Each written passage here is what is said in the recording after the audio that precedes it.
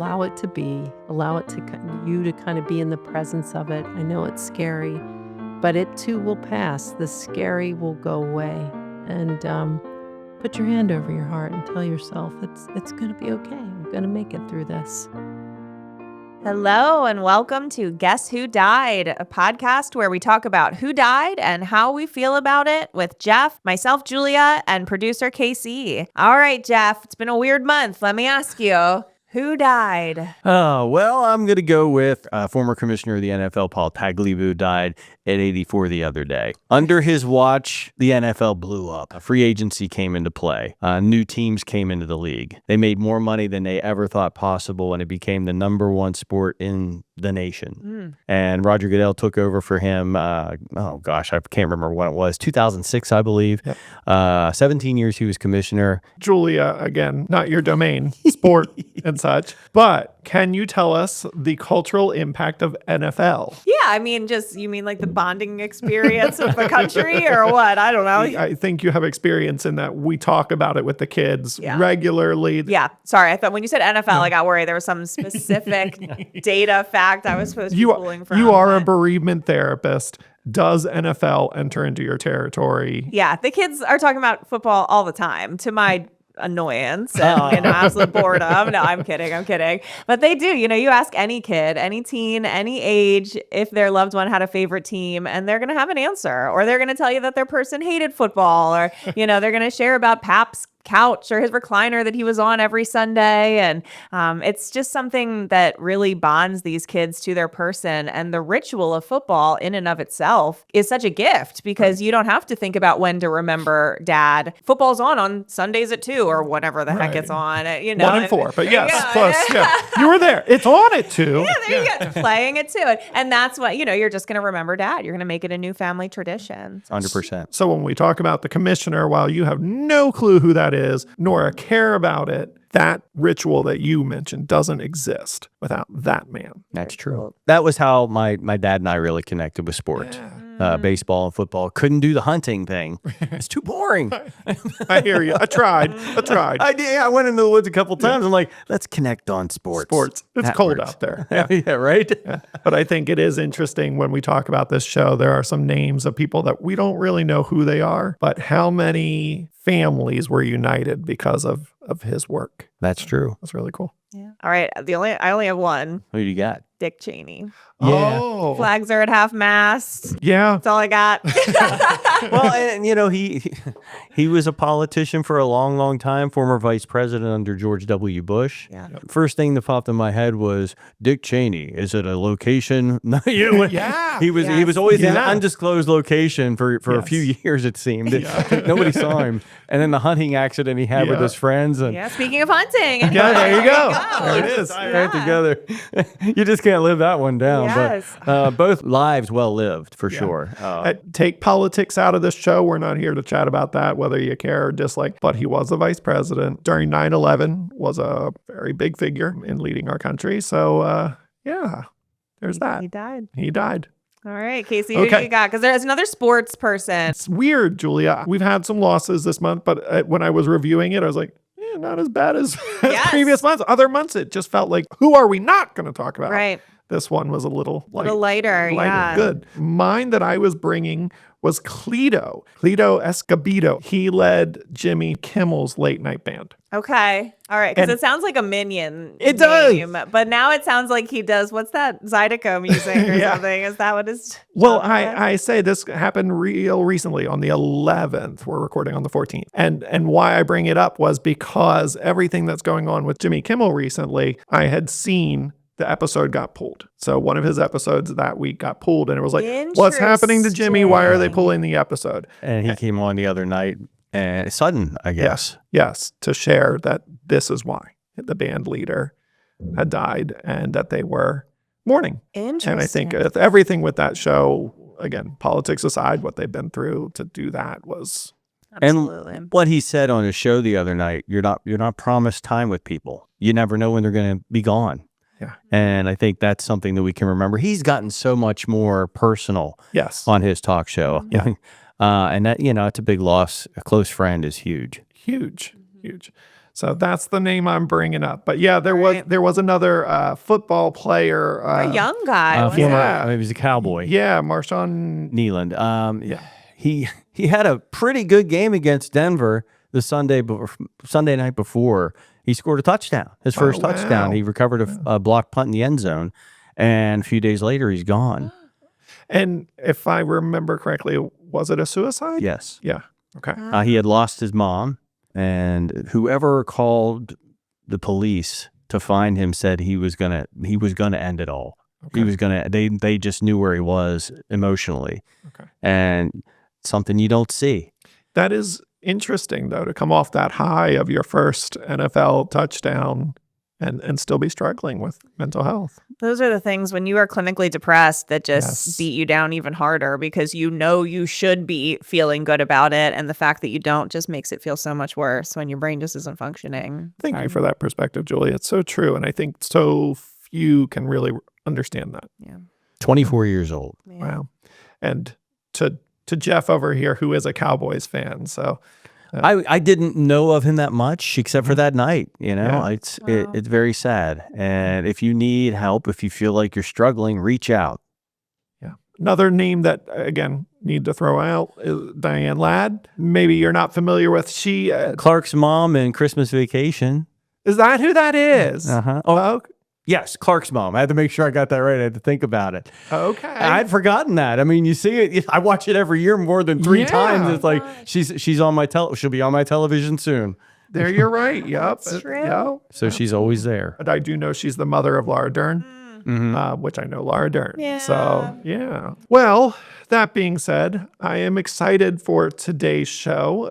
A little bit different, which I know when I proposed this guest to both Julia and Jeff, they go, huh.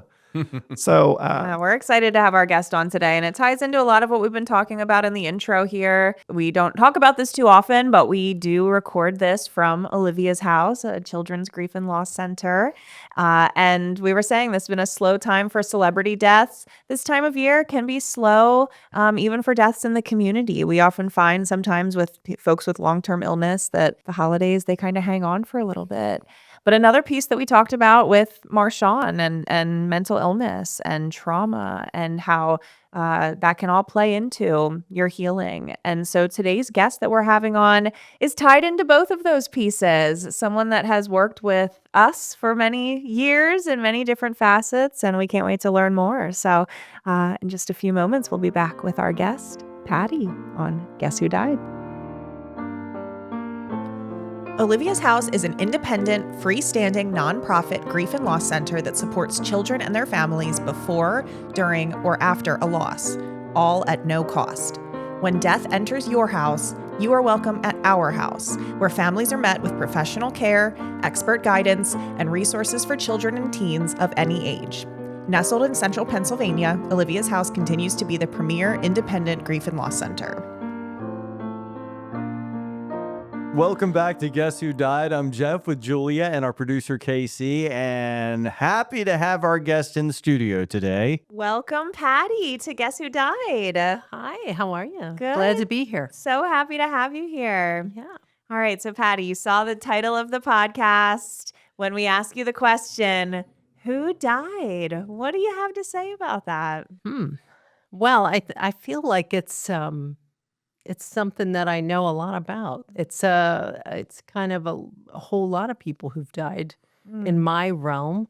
But actually this week I did have some deaths. I had 2 horses that I had to put down this week. Wow. So yeah, and that was a really unusual situation, but yeah, that happened to me this week. Wow. Yeah. Well, Patty, tell the viewer, we don't normally do this, but since you mentioned the horses, give your little introduction. Tell our listeners who you Okay. are and why horses would be so important. Well, I'm a licensed professional counselor in the state of Pennsylvania and a licensed clinical professional counselor in the state of Maryland. And primarily the work that I do is grief, loss, trauma work, but I'm also an equine assisted psychotherapist. So I have horses who partner with me doing grief, loss, trauma work. So they're very important. It's a very important partnership in what I do and the work that I do.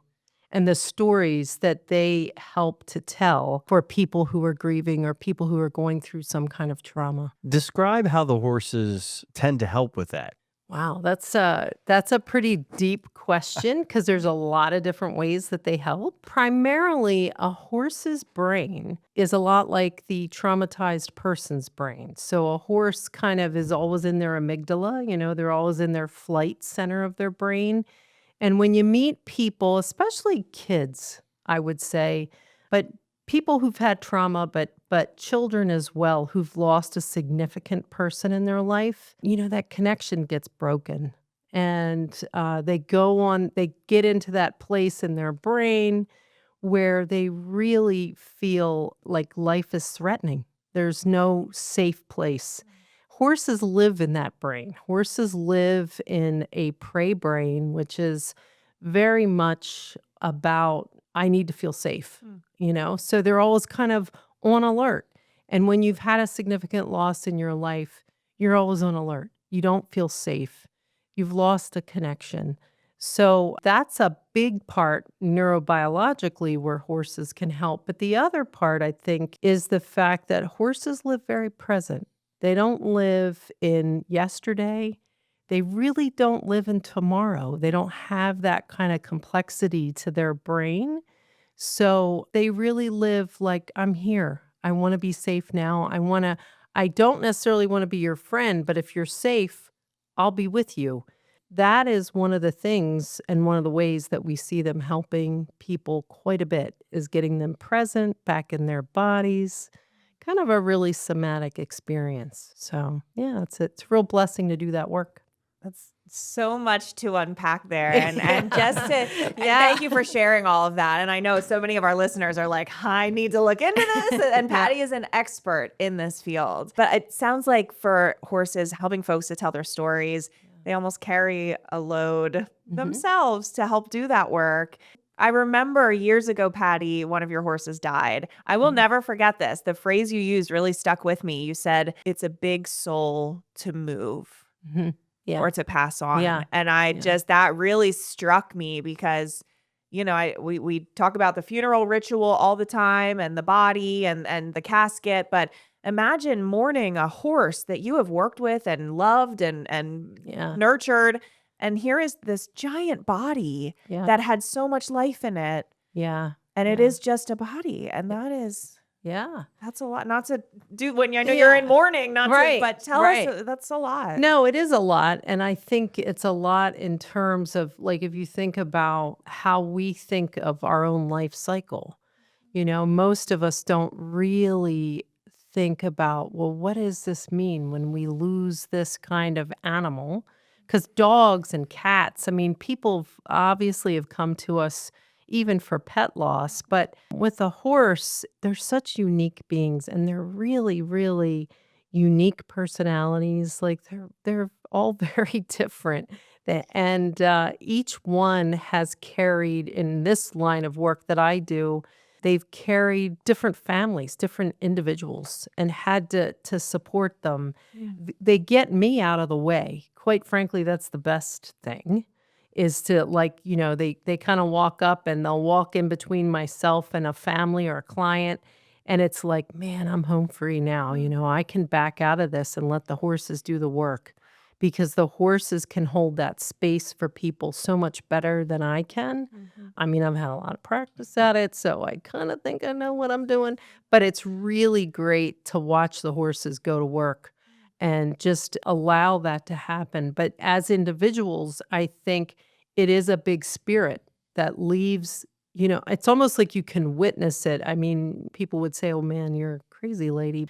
But I think you feel the transition of that spirit leaving their bodies. And then me having to, even this week when the horses that I had to be put down, I spend time before and after, like, thanking them and telling them it's okay to go. Like, you can go to the next place and I'll see you there. There's fields out there you haven't explored. Go get them. So that's a big part of me letting them go, is thanking them and really honoring the presence that they've had, not only for myself, for my family, but also for the people that they've worked with. What brought you to equine therapy? Jeff, that's a long story. Do you want to hear the whole thing? Yeah. However you want to tell it, Patty. Yeah. So the best version I can give is I was always a horse fanatic. So from the time I was a very little girl, I loved horses. My father was military. He's a physician. My dad's a physician. But he was working at Wright-Patterson Air Force Base, and there was a nurse who I guess he worked with. I don't know. And she said, hey, bring your kids over to my place. I have some horses. And I think I was four or five. And it was as if I saw the most magical thing on earth. And it became the sole thing that I wanted in my life. My dad ended up going to Vietnam. And we moved back to Maryland because we had family in Maryland from Ohio. And once in Maryland, I started picking up horses rather regularly as just part of my lifestyle. By the age of 10, I had my first horse, and I've never looked back. I've always had a horse. Wow. And yeah. I was fortunate. I thank my lucky stars and God above, but I met a guy who supported me through this crazy addiction of horse flesh. And he decided it was okay to marry me. That was kind of crazy on his part. But we, and he said, hey, I'll do this horse farm thing with you. So we lived for a while helping other people on farms before we could buy our own place. But we were in Maryland, moved up to Pennsylvania to buy property. That's where the farm we have. So we've been there 30 years. Wow. Yeah, it's just going to be 30 this coming year, 2026. But I had I did college and psychology and getting my master's and doing all that counseling stuff. They were totally separate things, totally separate. Never the twain would meet because Wow. horses were my love, my passion, my private thing. And counseling was the job that helped me pay the bills. Dumb job. Like, it doesn't pay much. Do you know what I mean? But yeah, it was in 2001. It was just before 9/11, and I was diagnosed with cancer. And I had 2 little boys and my husband and 16 horses. And I was like, what am I going to do? I thought, I got to figure this out. And I was literally, because they were giving me not very good, because my cancer was already progressed into my body. I was already had lymph node involvement with my cancer. And I was sitting in a chemo chair and picked up a magazine, and there was an article about doing equine therapy. And it was with the organization that I now work for, EGALA. It was like my Jesus moment. And I was like, what the heck? I got to figure this out. So I did. That was part of my recovery from my healing. And believe it or not, Leslie Delp, she was one of the first people I called. I was doing some guided meditation just to help me through the chemo because I was so sick during chemo. And this nurse that I was working with had suggested that I call Leslie Delp. Wow. And just ask her, she, because I was like, how do I do this? How do I do this? And I called her and she's gave, we were just on the phone talking. It was like this whole story. Yeah. And she's like, as soon as you get your stuff up and running, give me a call back. And that's what I did. That's amazing. So I went, it took me about 1.5 years to get through all my surgery and treatments, went and got certified. And first person I called was Leslie Delp. And I said, I'm doing this. And she said, I'm coming to see it. And I think you came. That So is I think amazing. Casey came, and it was like our first real demo of the work. So it's been like Olivia's house has been the place that support like divine inspiration. I don't know what you call it, but yeah. Thank you for saying that. We talked about Olivia's house a little bit in our intro, and the name you've been hearing, Leslie Delp, is our founder of our mission. Casey, our producer, is her son. And that is someone that really, as this mission was blossoming, you guys connected at a perfect time. And it's the beginning of my story. Been supporting bereaved families by our side in this area ever since. Yeah. Yeah. Casey, get on this mic. All right, Tell I'm us chiming more. in here just to give into the divine aspect of it all and giving that perspective. Usually I don't talk in this portion. But surprisingly, Patty, I know what had happened was we were out at a conference on the West Coast presenting in LA. And there was a presentation on equine therapy. It was relatively new at that time. It would have been late 90s, 2000s, something around that realm. And they were talking about equine work for trauma with soldiers and abused women, survivors of such.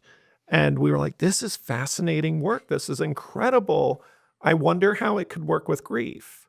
And so my mother and I had both said, I wonder how we could do that pipe dream kind of stuff. And we came home, and I think it was 2 days later that you called. And so you spoke to Mom, and she goes, I know exactly what you're talking about. And I was just thinking about this. So when she turned and said, we got to go see this. We have someone in our community that wants to do it. Let's support it. And that's how we became friends. That's how we became friends.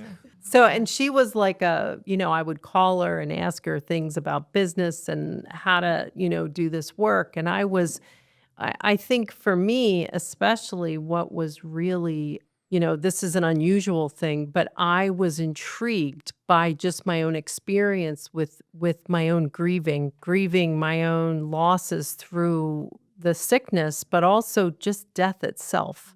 Like death itself was so overwhelming to me. And it was doing this work that I felt like I'd heal myself. Having the horses partner with me was the way to do it because that was my home base. That was what I knew the best. Yeah, that's exactly how it happened. So good question. Well, let me ask you this. You said death overwhelmed you then. Yeah. How do you look at death now? I can't lie. I mean, even as a practitioner, I think death is a frightening thing just as a human being. You look at death and you think, wow, this is part of my life experience. This is part of all of our life experience, right? It's a full circle. But I don't look at it as threatening like it was. It was so threatening then. It was so scary and so much to lose. So many dreams, like all the bartering. Good Lord. I was a barterer. I was like, okay, 5 more days. Okay, 1 more year. Let me live till here. Let me do this.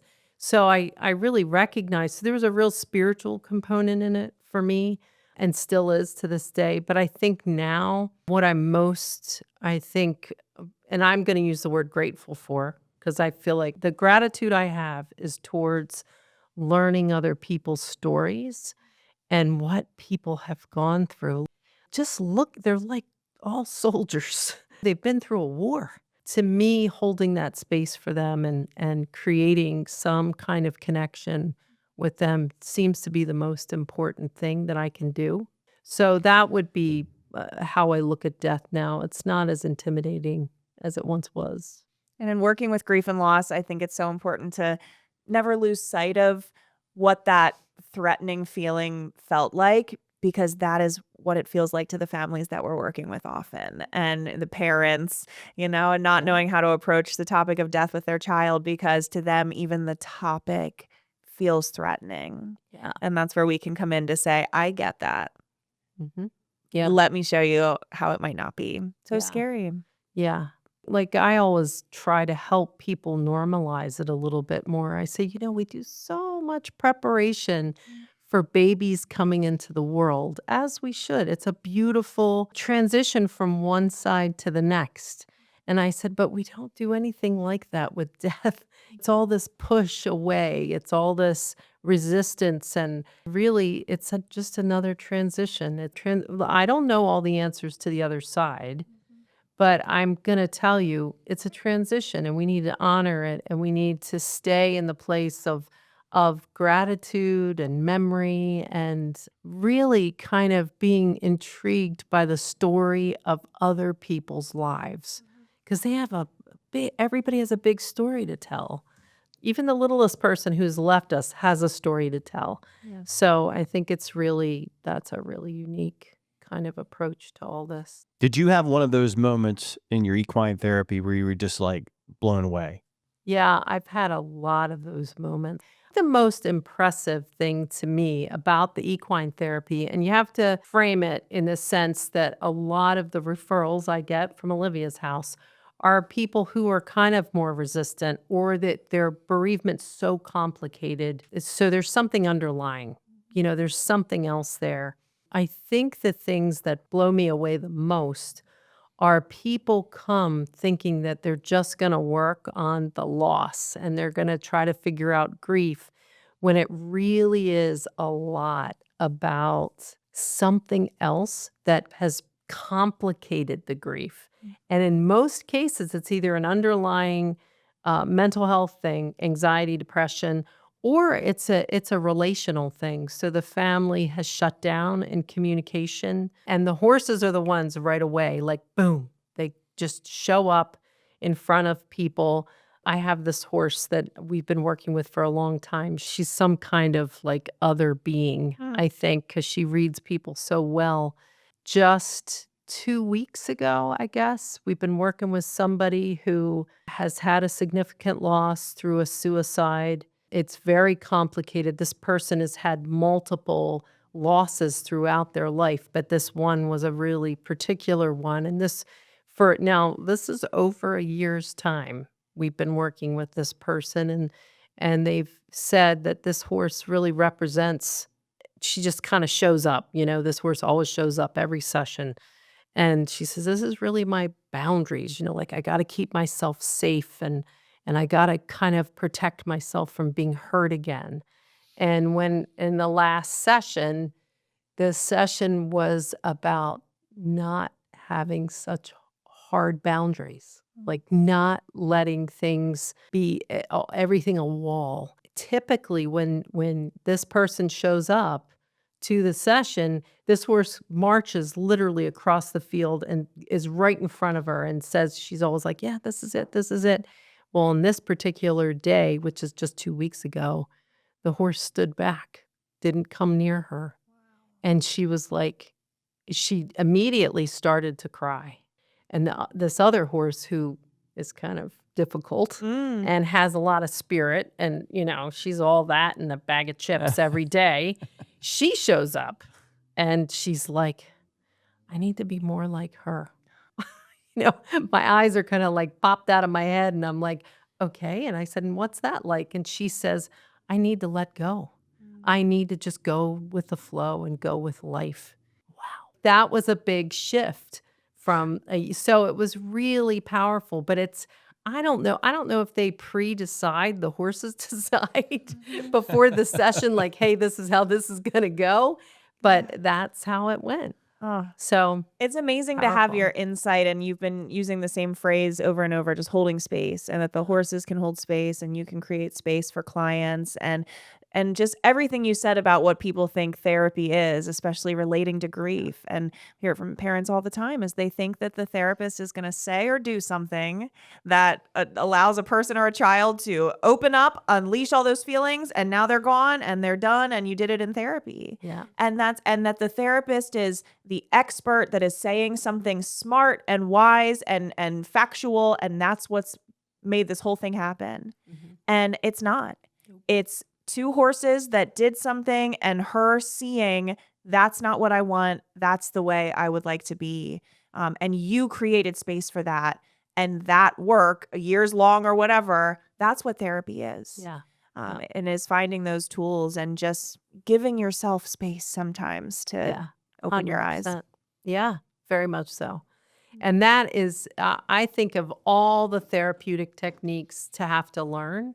It's not only following your client's lead, letting your client tell you where they need to go and what it is they need to focus on, but it's also the ability to get out of the way and just allow it to happen and be able to deal with what comes up, because sometimes some pretty nasty stuff or seemingly nasty stuff seems to emerge, but it's in that space that the healing happens. So it's letting people know that I'm here, I hear you, I'm with you.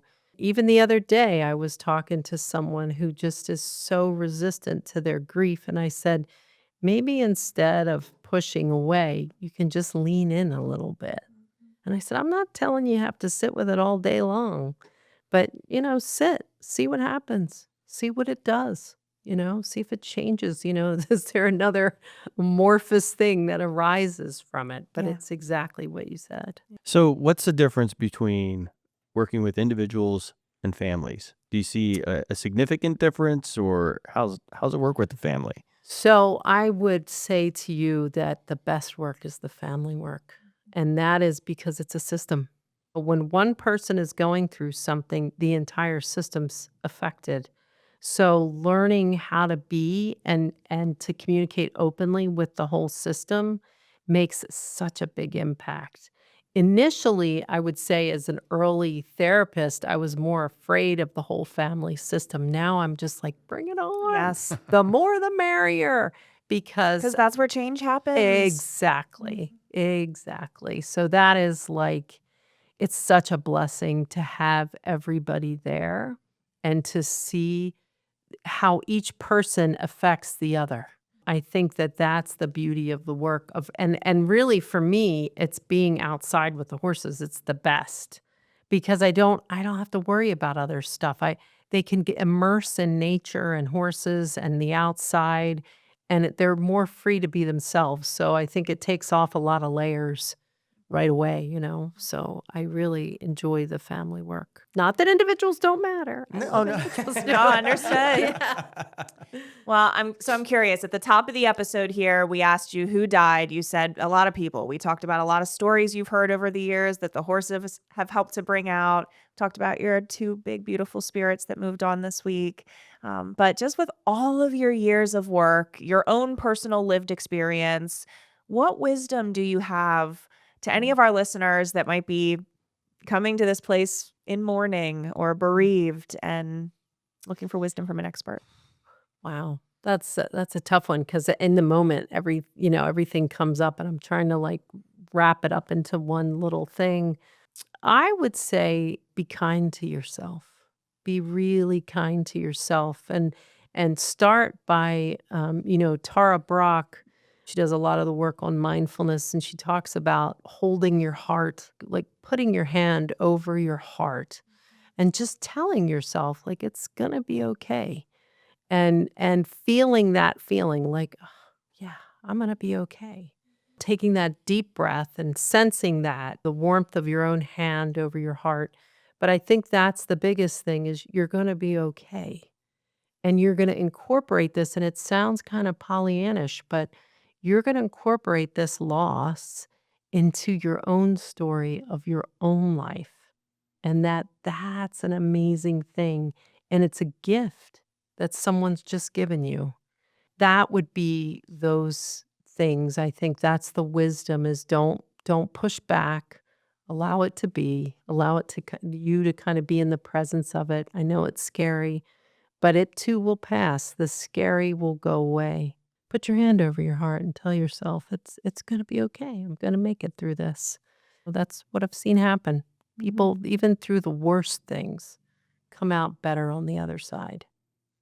She's been doing this for a long time, folks. So if Patty says it, we know it's true. All right, Patty, at the end of every single one of our episodes, we do the same ritual. We like to do a little cheers in honor of the person who has died. So if you wouldn't mind, what were your horses' names that died this week? It was Monty and Winston. Okay. Yeah. All right. So let's grab our cups if we have them. And on the count of three, we'll cheers to Monty and Winston. All right. 1, 2, 3. To Monty and Winston. All right. We pause to drink. We do it, Patty. This is all honest here. All right. Thank you so much for being here. Seriously. I feel like I just had a little therapy session. That was lovely. Yes. You are amazing. Yeah. Thank you. Thank you. It's been great. All right. We'll catch you back in just a moment on Guess Who Died? Guess Who Died is brought to you by Olivia's House, a grief and loss center for children. Olivia's House is a community-funded organization that provides comfort and education to families when they need it most, and we are able to keep our doors open thanks to donations from people just like you. Find out ways to support or get support from Olivia's House by visiting www.oliviashouse.org. And welcome back to Guess Who Died. I'm Jeff along with Julia and producer Casey back on the mic. So what do we think of that? It was amazing. I felt, like I said, I just felt like I was in a therapy session. She is so incredible. I had my hand on my heart as she was talking, and it really did feel comforting. You did do that. I And I should have did done do that it. too. I was failed on that We one. don't like to be vulnerable, just in general. People don't like to do things that are like out of the ordinary, but sometimes when you take that risk, it's worth it. It just feels nice to have a hand over your heart. So I encourage all of our listeners to do that along with Patty. She is an expert in mindfulness, which we didn't talk too much about, but all of those things, holding space, being present, having silence, that's all mindfulness. And that's really important. And when she talked about how the horse doesn't think about yesterday or tomorrow, there's where that Bingo. mindfulness is in the wonderful creature that you're looking at. And how this all came to be is just so like the universe speaks and says, hey, you're going to do this. Look what we just put in front of you while you're going through chemo. And that's where her idea came from to get into equine therapy. That's amazing. Julia, have you ever had the opportunity to go to the farm Yes. and work with the horses? Yes. What was that like for you? I mean, the horses are just incredible. And even in the way she's talking about it, it is so relatable. The way she talks about them wanting to just be safe and not out of their comfort zones and just have everything. So I just, I can very much relate to them and in that work I did with her. Yeah, it's a lot of fun in the sense of like you don't even know that you're putting your own stuff on the horse. That horse has no identity. It doesn't, but all of a sudden it becomes part of your being and part of your world. And it's magic, the work that she does. I've seen it now for many, many years. Just that model is fascinating. I've been there and I've seen the horses just standing there and I want to walk over and see what happens. I want to at least, pet them. Like, I don't know if I'm allowed to do that or not, but. Little did you know, and they each have their own personalities and their own little therapy modalities that they use with clients. I think that's so special. And again, that just really speaks to when people hear about different types of therapy. I think a lot of people think therapy is going to an expert and they are going to tell you what to do and how to feel and what to say. And that's just not what therapy is. Even when, you have someone in a different profession say, oh, I'm such a therapist, I'm always giving advice. I say, you're the opposite of a therapist. If you are giving advice, it's the opposite of therapy. That is the last thing a therapist should ever be doing is giving advice. It is all about just creating space and letting the client do the work. And the horses are the ones creating that space while Patty is, expertly kind of guiding behind the scenes. I think that is so amazing and important to hear from as many professionals as we can. And yet another piece that I love to bring up here at the close of our show is that Patty's work with the animals and having 2 horses die. That is a loss. And I loved when she shared about how the weeks leading up, she took the time to thank them and to tell them what was, their next life was going to be and what their journey was going to be. And I think that's so special that she does that because these horses of hers, I know personally, have helped countless people. Countless people. They're heroes in a weird little way. And they deserve that recognition. So I'm so grateful that we were able to remember them on the show today and give voice to the work that those 16 horses are doing in our community. I agree. Absolutely. She's amazing, and the work she's doing is amazing. And the love, I like that she has put what she's passionate about into how she helps people, and it's every single day of her life. That's her. She said she's just obsessed with horses, loved horses. That was the one thing she wanted, and that one thing she wanted is helping so many people. It's just an amazing thing. She is an amazing person. Agreed. Glad we got to have her on the pod, and we hope everyone enjoyed hearing her wisdom and hope you have your hand on your heart right now and you're feeling comforted. So Jeff does. He did it. He did it. All right, everyone. Thank you so much for joining us. We can't wait to see you back next month, and we will catch you then on Guess Who Died?